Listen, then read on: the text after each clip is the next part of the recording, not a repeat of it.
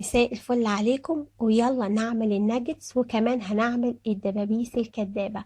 لو عندك ورك فرخة بس تقدري تغدي بيه عيلة كاملة. بس ازاي؟ هقولك النهاردة. هقولك ازاي بورك فرخة او صدر فرخة بس تعملي تقريبا كده 40 قطعة من الناجتس. وده مش كلام وخلاص، ده انت هتشوفي بنفسك ازاي الكميات كلها تتضاعف. وكمان هنعمل، شايفين الدبابيس تحسوا انها دبابيس فراخ فعلا، بس هي للعلم يعني كل ده معمول من ورك فرخة بس.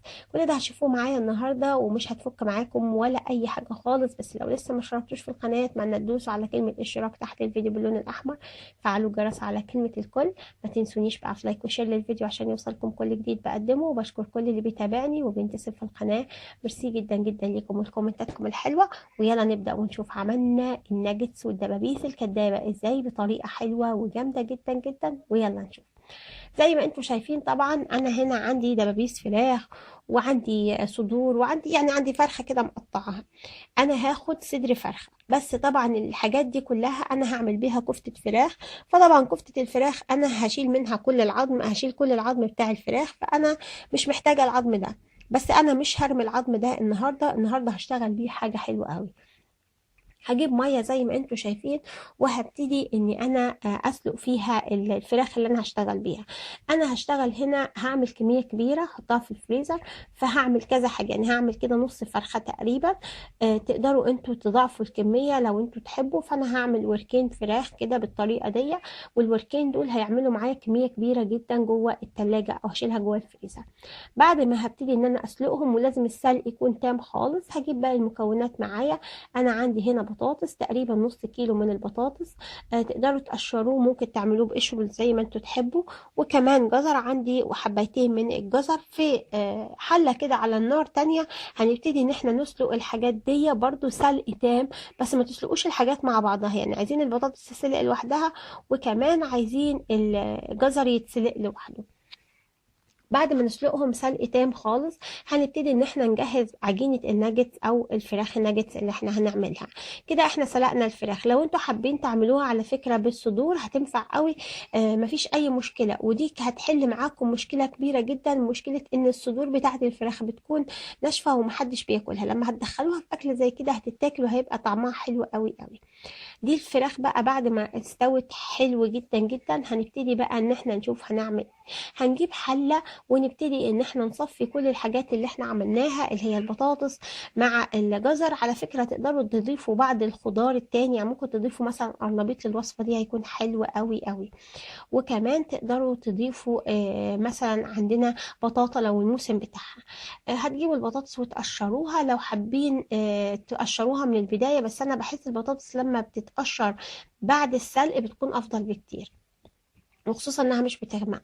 هحط بقى بهارات هنا، هحط ملح وفلفل وكمون مطحون، هحط بابريكا، واحط توم باودر، بصل باودر. ولو عندي معلقه من البهارات الفراخ كمان هتحلي معايا الدنيا قوي. ممكن على فكره نجيب كيس كده من اللي هو بيتباع بره، كيس البهارات المشكله بتاعت الفراخ، او كيس اللي هي تتبيله الكنتاكي، ونحطها. هنجيب دلوقتي الفراخ ونبتدي ان احنا نخليها خلي تام. بس نحاول ان احنا ما نكسرش العظم، ويفضل يطلع زي ما هو العظم بتاع كل الفراخ بكل حتة في الفرخة. هنسيب العظمة بتاعتها لان احنا هنشتغل بيها. لو عندنا كبة هتسهل معانا جدا في الموضوع. لو مش عندنا كبة تقدروا تستخدموا حاجات تاني مثلا زي المفرمة او مطحنة الخلاط، هتسهل معاكم جدا. عشان تحاولوا ان انتوا تفرموا الفراخ دي كويس جدا، لازم تكونوا سالقينها سلق حلو قوي. في ميه الفراخ اللي بنسلقها مش بنحط غير ملح وفلفل، عشان احنا حاطين البهارات اصلا في باقي العجينه. فتخلي بالكم عشان ما تملحش منكم او ما تزودش معاكم في الملح. خلينا بقى الفراخ مش هنرمي اي حاجه منها، لا جلد ولا اي حاجه، حتى العظم زي ما قلت لكم هنستخدمه. وهنجيب دلوقتي ده لو احنا هنعمل دبابيس الفراخ المقلبظه، لكن لو احنا هنعمل الناجتس مش هنحتاج العظم. فانتوا شوفوا نفسكم يعني ناويين تعملوا ايه بالظبط. هنبتدي ان احنا نقطعها حلو قوي، تقريبا كده نفرمها فرم تام كده بالتقطيع. ولو زي ما قلت لكم لو حابين تعملوها بالمطحنه او بالمطحنه الخلاط او بالمفرمه برضو هيكون حلو. بس انا حابه يعني اجيب لكم حلول بديله، لو مثلا ما عندكمش مفرمه او مطحنه تكون تطحن الفراخ والخضار. وهنبتدي ان احنا ننزلهم بالشكل اللي انتوا شايفينه، ونبتدي ان احنا نعجنهم حلو قوي قوي عشان يتماسكوا مع بعض، وكمان يزودوا الكمية. هحط كوباية كاملة من البقسماط المطحون، كوباية كاملة من البقسماط المطحون. يبقى احنا كده حطينا نص كيلو بطاطس، وحطينا واحدتين جزر، وحطينا نص كوباية كاملة من البقسماط المطحون مع ورك الفرخة. كل ده مع ورك فرخة. لو احنا عاملين وركين فرخة يبقى هنحط كيلو بطاطس كامل. وعشان نخلي الطعم حلو وجميل كده هنحط يعني معلقتين من الجبنة الموتزاريلا. ممكن على فكرة تحطوا شيدر، اي جبنة تكون عندكم في التلاجة، يعني كنوع من انواع الطعم. وزي ما قلت لكم تقدروا تضيفوا كيس من البهارات بتاعة الكنتاكي، بتكون طعمه حلو وبيدي جميل، يعني طعم جميل جدا. وكمان تقدروا تجيبوا الحار او البارد اللي انتوا تحبوه. كده بقى شكل العجينه تمام بعد ما ضفنا لها البقسماط. هنجيب بقى الكفر اللي هو دقيق، وبرده بقسماط تاني، وبيضه. كل اللي احنا محتاجينه ده هنكسر البيضه كده في طبق، ونحط عليها شويه رشه ملح بفلفل خفيفه جدا جدا، عشان زي ما قلت لكم احنا متبلين جوه تتبيل حلو. بس الكفر اللي من بره هنحط عليه ملح وفلفل وشويه بهارات برده عشان نحس ان التمليحه حلوه.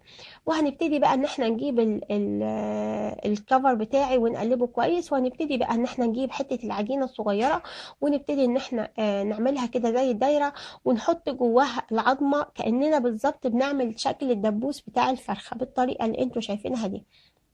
وبعد كده نزرعها كده جوه، وبعد كده نسويها نعملها شكل الدبوس بالظبط. وبعد كده بقى ان احنا نحطها في الدقيق زي ما انتوا هتشوفوا معايا. نقلبها تقليبه في الدقيق، وبعد كده نطلعها على البيض، وبعد كده نحطها في البقسماط. ممكن على فكره بديل البيض تجيبوا حليب مثلا، او شويه زبادي بميه، او حليب رايب من عندكم. يعني مش لازم بيض، يعني ممكن تبدلوا البيض في الوصفه دي بالحليب الرايب، او بشويه لبن وميه. وده بيكون شكلها بعد ما احنا عملناها. لو احنا هنعمل قطع الناجتس هنقطعها بقى، لو عندنا اشكال بتاعت القطع الناجتس ممكن. لو مش عندنا ممكن نعملها مربعات، مثلثات، دواير، شكل الكفتة. يعني ممكن حتة العظم دي نستغنى عنها خالص، ونعملها زي كفتة كده، او كفرات كفتة صغيرة، او مثلا قطع كفتة، قطع ناجتس زي اللي بنشتريه من بره. بس الفكرة هنا انه اولا اقتصادي جدا جدا. لو حسبتوا التكلفة هتلاقوها تقريبا ربع اللي بنشتريها من بره، بالاضافه ان احنا عارفين احنا بناكل ايه. وما تقلقوش، مش عشان احنا حطينا كميه بطاطس كبيره وكميه خضار كبيره هيختفي طعم الفراخ. بالعكس، الحاجات دي هتعزز طعم الفراخ، وهتخلي طعم الفراخ قوي, قوي جدا. بس عايزه اقول لكم ان اللي بيزود طعم الفراخ هي النكهات اللي احنا بنضيفها او بنشتريها من بره. زي نكهات مثلا الاكياس اللي احنا بنحطها، الفيجيتار، او الحاجات اللي احنا بنشتريها توابل الفراخ دي. على فكره ليها دور كبير جدا جدا ان هي تعزز الطعم معاكي. فمش الاساس ابدا ان انت تحطي فراخ او ما تحطيش فراخ. هنسيبهم يتجمدوا في الفريزر لمدة ساعة قبل القلي تقريبا، مش أقل من كده. وبعد كده بقى بنجيب زيت غزير ونقليهم. لو انتوا حابين تستغنوا عن خطوة الزيت، تحطوهم على شبكة وتدهنوهم دهنة خفيفة من الزيت، وتحطوهم جوه الفرن. أو الناس اللي عندها اير فاير برضو هيبقى حلو جدا معاهم، ان هي تطلع معاهم أكل صحي وكريسبي وجميل ومن غير زيت وزيرو كالوريز خالص. فدي حاجة حلوة قوي، تقدروا يعني تجربوا الحاجات دي، بحيث ان تبقى عندكم عدة أفكار يعني مختلفة. واتمنى بقى النهاردة ان الوصفة دي تكون عجبتكم وتعملوها. وزي ما قلت لكم تقدروا تعملوا منها كفتة، تقدروا تعملوا منها ناجتس، تقدروا تعملوا منها برجر على فكرة، وهيبقى اقتصادي جدا جدا. برجر فراخ حلوة قوي. او العجينة دي تقريبا تحطوها في الفريزر، وتقدروا تعملوا منها حاجات كتير جدا لولادكم. طعمها حلو، مقبول جدا جدا. وعايزة اقول لكم شهية قوي. لو حطيتوا كمان البهارات هتكون افضل بكتير. ده بيكون شكلها بيبقى لونها ذهبي كده. بنطلعها طبعا بتتقلي في زيت غزير بس على نار متوسطة، عشان تبقى من جوه ومن بره مستوية. بعدين بتطلعوها على مناديل مطبخ وتاكلوها بألف هنا وشوفها. تقدم مع رز ومكرونة وعلى أي حاجة انتوا تحبوها. أتمنى الوصفة تكون عجبتكم. ما تنسونيش بقى في لايك وشير للفيديو عشان يوصلكم كل جديد. شكرا كل اللي بيتابعني وبينتسب في القناة، ميرسي جدا جدا ليكم. ما تنسونيش بقى في لايكات كتير وشيرات كتير عشان الناس كلها تشوف الوصفة الحلوة دي. بألف هنا وشفا. الإعلانات على قناتي أسيب لكم رقم التليفون والرابط في صندوق الوصف. وأشوفكم دايما يا رب على خير قريب.